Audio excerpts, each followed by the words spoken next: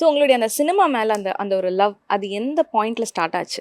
சினிமாவில் அது ரொம்ப 10th படிக்கும்போது ஃபர்ஸ்ட் எங்க வீட்டில் இந்த நம்ம டைம் தெரியல, நீங்க எந்த டைம் தெரியல, இல்லை எங்க டைம்ல வந்து உங்க டைம்னா எந்த டைம்? நான் ஒரு 90s கிட்டு, அதனால சொல்லுவாங்க. நான் வந்து அப்பதான் எங்க வீட்டில் வந்து ஆண்ட்ராய்டு ஃபோன் வாங்கி தந்தாங்க.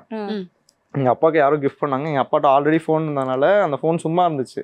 இப்போ அந்த ஃபோனில் சும்மா இருக்கனால அந்த ஃபோன் எடுத்து ஃபோட்டோஸ் எடுத்துருந்தேன். பார்த்தா அந்த டைமில் யாருமே சர்க்கிள் யார்ட்டையுமே ஃபோன் இல்லை, என்கிட்ட மட்டும் தான் இருந்துச்சு.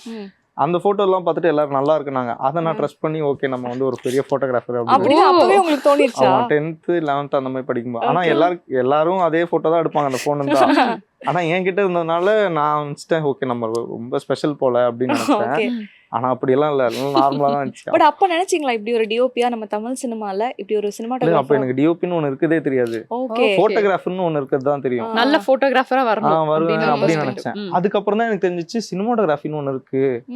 அதுக்கப்புறம் தான் டிஓபி, அதை தான் டைரக்டர் ஆஃப் போட்டோகிராஃபின்னு சொல்றாங்க. அப்புறம் நான் +2 முடிக்கும் போதே எங்க வீட்டுல போய் சொல்லிட்டேன், விஸ்காம்னு ஏதோ ஒரு கோர்ஸ் இருக்கான், அது போய் படிக்கலாம் அப்படின்னு சொல்லி சொன்னேன். எங்க அப்பாவும் மூவி சைடு தான். எங்க அப்பா சொன்னா தயவு செஞ்சு இந்த பக்கம் வராத, ரொம்ப கஷ்டம் அப்படின்னா. அப்பா வந்து மீடியேட்டர் சைடுல இருக்காரு அவரும். ஆனா அவர் அதான் ரொம்ப கஷ்டப்பட்டு தான் இருக்காரு. அப்ப அவரை சொல்ற ரொம்ப கஷ்டப்படணும். அப்பா நீ கஷ்டப்படுற மாதிரி எல்லாம் நான் கஷ்டப்பட மாட்டேன், டக்குன்னு ஆயிடுவேன் அப்படின்னு. ஆனா எனக்குமே ரொம்ப வருஷம் ஆயிடுச்சு. ஆனா அது ரொம்ப கஷ்டமா தான் இருந்துச்சு. எங்க அப்பா சொல்லும் போதே திருந்தி இருக்கலாம்னு தோணும் சில டைம்லாம். ஆனா இப்போ ஹாப்பியா இருக்காங்க, வீட்லயும் ஹாப்பி, நானுமே ஹாப்பி.